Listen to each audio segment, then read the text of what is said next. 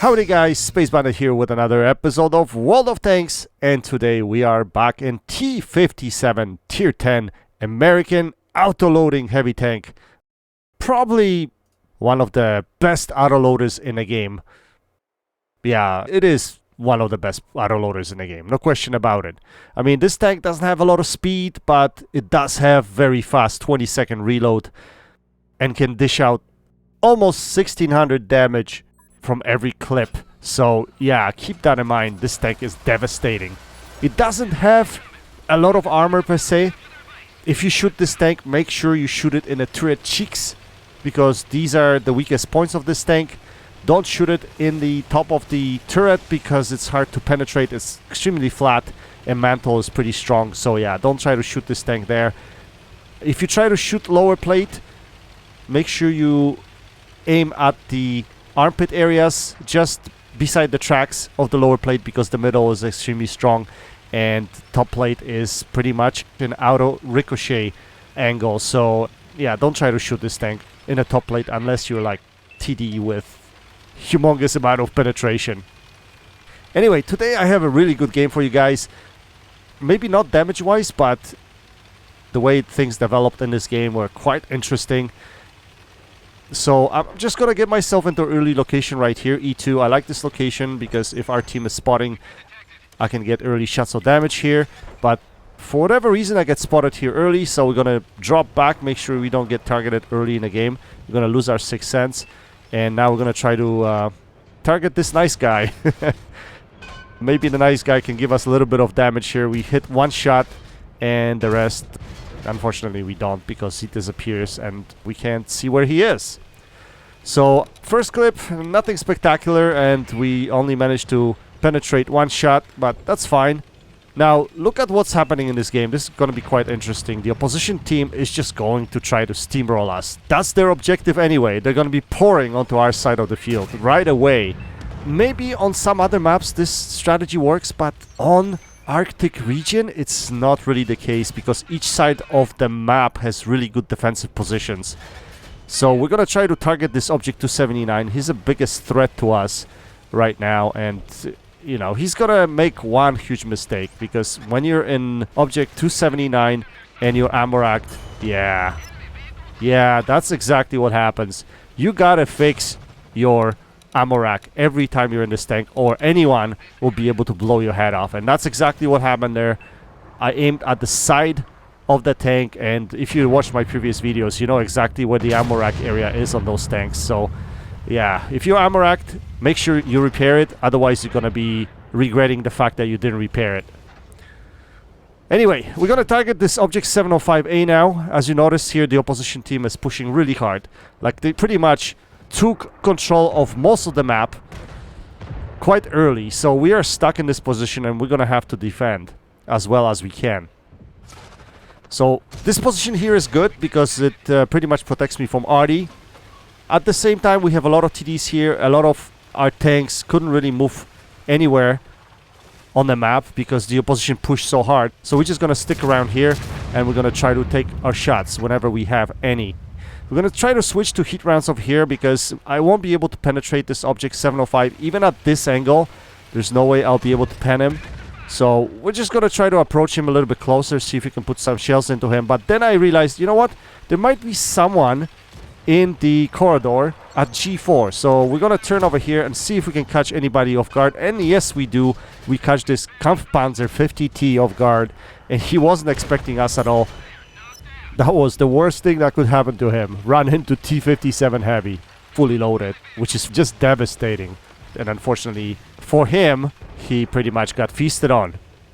So we're gonna reload now, but at the same time we're gonna spot. Now this position is great too, because that rock is good for protection from RD, although not entirely, but somewhat, you know, it will protect you from RD. At the same time, we'll be able to spot these guys coming up on the east side of the map. So we end up spotting this shit barn over there, but he dips down, so we have no shots at him. But now we're just gonna push the middle of the map over here. We're gonna go into this corridor and see if we can flank the reds that are currently at E3. So that's the idea here. At the same time, while we pass the middle of the map, we're gonna see if we can spot anybody sitting on the opposition sniper hill at C8. So we're just gonna poke our head up over here, see if we can spot anyone.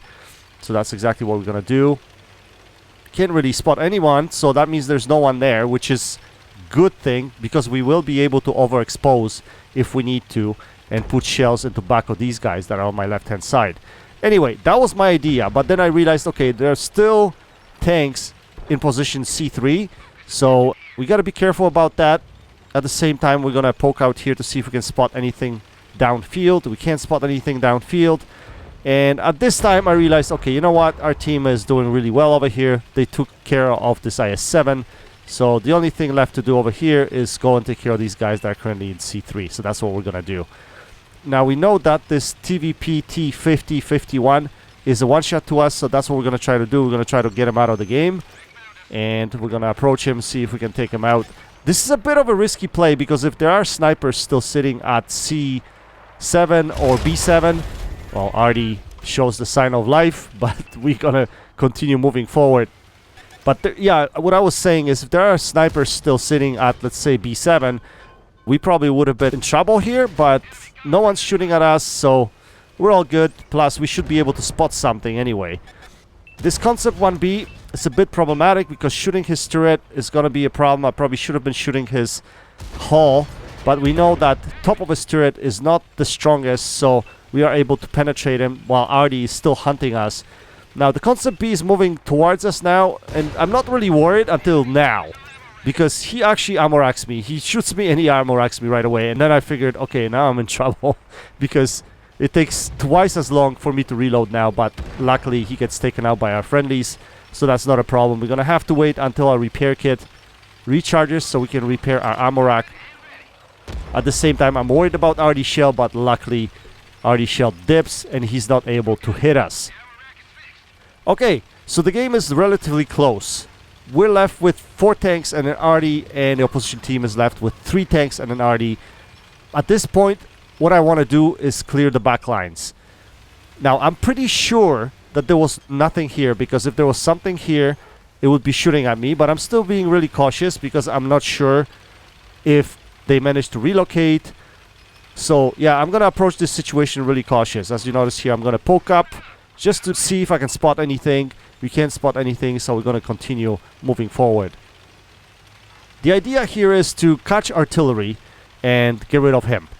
That's the first thing. Now, last time he fired at me, he was roughly somewhere in D0. I think that's what I thought the shots were coming from. So we're gonna try to get to that position, but at the same time, we're gonna take the long route, because first of all, there's no rush. Looks like there's a lot of tanks at our base that are still able to defend in case opposition is pushing us. And if for whatever reason Reds decide to turn around, or one of their tanks decides to turn around and go back and defend their base, then at least I won't be caught in the open. That was the idea here. So we're gonna take the long route. We're gonna go all the way around. In case someone pokes that ridge at F9, we are in cover. I guess that's what I'm trying to do here, and that's what I'm trying to say. Now, we're going to avoid their base. In case they're not coming back to the base, we're going to avoid their base so that we're not going to tell them where we are. Last thing you want to do is tell the opposition where you are. And I don't want to cap. The game is close, but again, I'm still in quite a relatively good shape. I'm still sitting on 1266 HP, which is a good thing. At this point, I realize, you know what? All of them are actually close to our base. They're somewhere in J4, J5 area. Now, I'm not sure where the Artie is, but he's somewhere around here. So the key here is to get rid of that Artie. Unfortunately, our friendlies are falling apart. And RTD, I don't know what he's doing, but he decided to go all the way around, and he's following me. Not sure why. It would have been probably better if he stayed and defended the base, but hey, that was his choice. And all of a sudden, our friendlies that were defending all died, and we stuck with 2v3. So the advantage we have that we're creeping up from behind, and the enemy doesn't know where we're coming from. They wouldn't be expecting us to be coming from this side here, because first of all, we didn't cap, we didn't sound the alarm, so they don't know where we are pretty much, and we were missing for a long time. We spot this object 261, and we're gonna put couple shells into him. We take him out of the game, and now we're gonna go on a reload and get back behind the hill over here so that we can reload safely without being targeted. Now the two tanks remaining on the opposing team is Type 5 Heavy and Shitbarn FV 4005. So we're gonna try to come out and spot him. Now we're gonna dip down to the left, and all of a sudden I get spotted. This is horrible situation I'm caught in, because this guy could have been able to pretty much shut me down. I think he's got like 1400 alpha on AP shells, but we are able to just auto aim him and snap shoot him. Super RBRT, and helps us just hit the guy and take him out of the game. That's so stupid. In many cases, I aim shots really carefully and they don't hit. And in many cases, I just RBRT and the shots hit. This game is stupid sometimes. That's the way it is, guys. What are you gonna do? Anyway, so it's 2v1 right now. We have it in the bag, right? Should be easy. Shitbarn is at 700 HP, but Type 5 shots him down with just one shell. And all of a sudden, it's just 1v1. But I have full clip loaded. I should be able to clip this guy out right now. This should be easy, right? Not in today's World of Tanks. See what happens here.